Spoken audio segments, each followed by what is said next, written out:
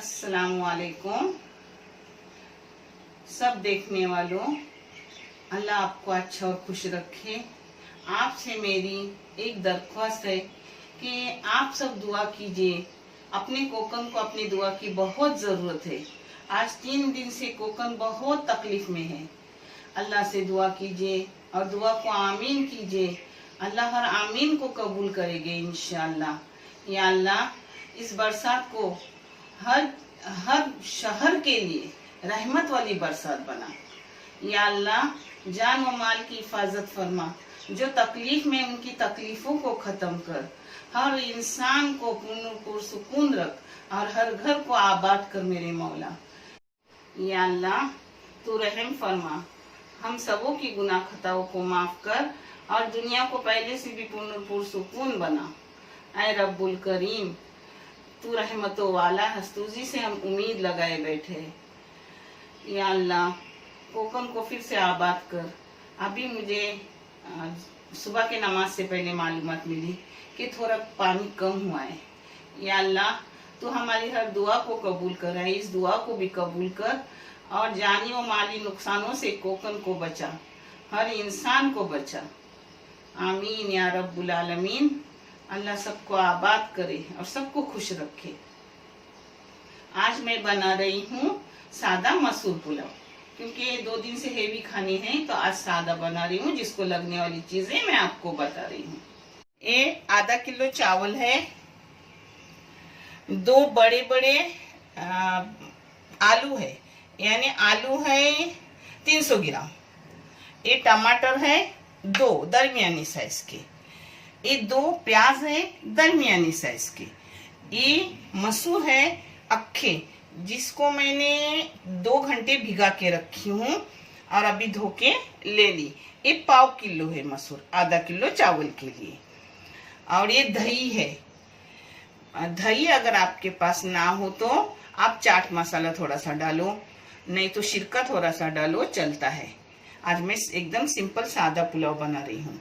और ये मसाले हैं जो मेरे घर में पिसे हुए रहते हैं। ये 4 टेबल स्पून है, मगर इसमें गया है खोपरा भुना हुआ, धनिया भुना हुआ, जीरा, लहसुन, अदरक, इतनी चीजें गई हुई है। और लाल मिर्ची पाउडर और हल्दी पाउडर, मगर लाल मिर्ची पाउडर और हल्दी पाउडर और थोड़ी मैं उसमें बढ़ा लूंगी, क्योंकि अपना ये ज्यादा है तो इसको थोड़ा और डाल दूंगी। ये अब मैं शुरू कर रही हूँ बनाने के लिए। ये बदल बदल के लेती हूँ। आज मैंने ली हूँ राई का तेल। राई का तेल पहले बहुत सा गर्म करने का, धुआं निकलने तक, यानी उसकी जो बू आती है वो आती नहीं, फिर अच्छे से तेल बन जाता है। मगर राई के तेल में भी बहुत फायदे हैं। तो कभी राई का इस्तेमाल करती हूँ, कभी खोपड़े का करती हूँ, कभी ऑयली ऑयल इस्तेमाल करती हूँ, तो कभी सफोला करती हूँ। मैं बदल बदल के तेल इस्तेमाल करती हूँ। आपको जैसे चाहे वैसे आप करो। अब अपना बहुत सा गर्म हुआ तेल, यानी एकदम धुएदार हो गया, इसमें आप प्याज डालें।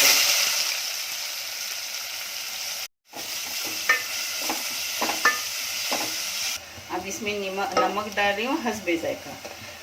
मगर मैं आपको बता रही हूँ कि मैंने 1 चम्मच भर के चाय की और 1 आधी चम्मच इस हिसाब से नमक डाली हूँ, यानी ये पूरा होगा पूरे पुलाव को। फिर भी आप चख के देखो, मगर मैं अंदाज से ही सब डाल दी। अब प्याज अपना और थोड़ा गुलाबी करूँगी और फिर बाकी के मसाले डालूंगी। पता है, आप चाहे तो इसमें एकदम टेस्टी बनाने के लिए क्यूब भी डाल सकते हो, मैगी क्यूब, टेस्ट आएगा। मगर मैं आज हल्का खाना बना रही हूँ, इसलिए क्यूब नहीं डाल रही हूँ। और आप बादाम, काजू, गिर, मनु ताज़े घी में तल के अखनी पर ऊपर से भी डाल सकते हो, बिरिस्ता डाल सकते हो, क्योंकि उससे और टेस्ट आता है। मगर मैं एकदम सिंपल सादी खाना बना रही हूँ। ये खाना बोलते हैं ना, जिंदा है उनको खाना ज़रूरी है। नहीं तो आज मेरे लिए बहुत दुख का दिन है कि मेरे अपने लोग कल से सब मेरे कोकोनेले, यानी सब मेरे अपने हैं। जो भी इंसान है वो सब मेरे अपने हैं। कितनी तकलीफ में है, कोई अपने घर के छत पे है, तो कोई माले पे बैठा हुआ है घर वाले, और मेरे फ्लैट वाले लोग फ्लैट के ऊपर ही मंजिल पर है, बहुत तकलीफ में सब लोग हैं। अल्लाह से सभी लोग दुआ करो कि अल्लाह ऐसा तूफान कभी ना आए, और इस तूफान को भी ख़त्म कर रहमत वाला बना हर एक के लिए, जानी माली नुकसान न होने दे मेरे मौला। रहम करे पाक परवरदिगार आलम, रहम कर मेरे कोकन वालों पर रहम कर। अब इसमें हल्दी पाउडर 5 चम्मच डाल रही हूँ और लाल मिर्ची पाउडर 1 चम्मच डाल रही हूँ। अब इसमें टमाटर जाएंगे सब।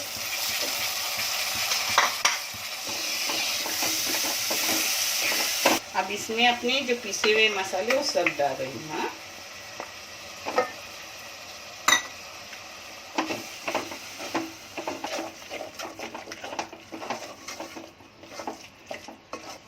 इसमें दही डाल रही हूँ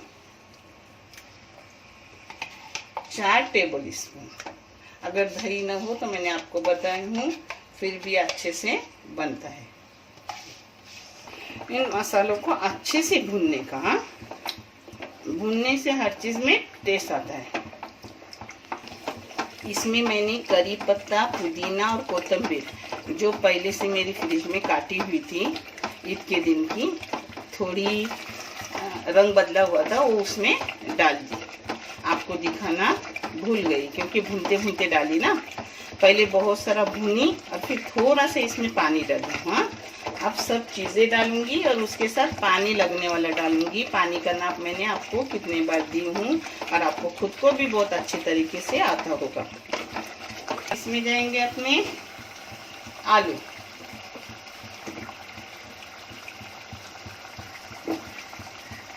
भूनने से तेल भी अच्छे से आता है ऊपर। अब इसमें मसूर डालूंगी, एक साथ ही सब डालूंगी, यानी वो अच्छे से सब होता है चावल के साथ। अब चावल भी डालूंगी, यानी मसूर का पेट जब फटता है तो मसूर खाने में टेस्टी नहीं लगते, गले भी चाहे मगर अक्खे अक्खे चाहे। तो चावल और आलू अपने मसूर के साथ ही डालने के, यानी मसूर चावल आलू सब साथ में अच्छे से नरम हो जाते हैं।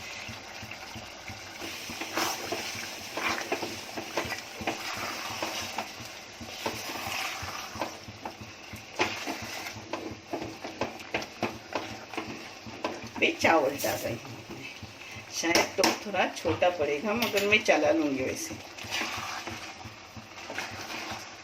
आज मैंने सादे खाने के चावल ली हूँ, लंबे चावल नहीं ली हूँ। ये मैं गिलास में पानी डाल रही हूँ दही के।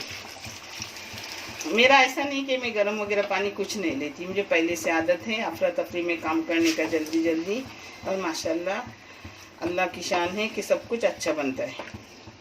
ये अल्लाह की रहमत है, नहीं तो मैं क्या चीज़ हूँ, कुछ भी नहीं हूँ। बीच बीच में चम्मच मारने का। हाँ,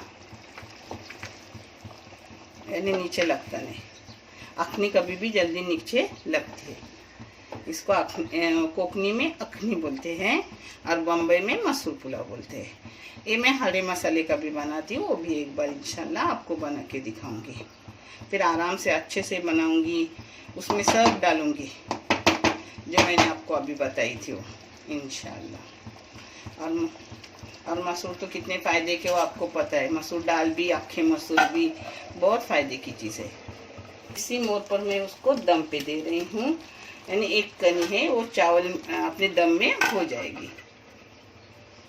ये देखो नीचे तवा रखती हूँ और ऊपर भी मोटा तवा रखती हूँ, यानी दम जल्दी आ जाता है।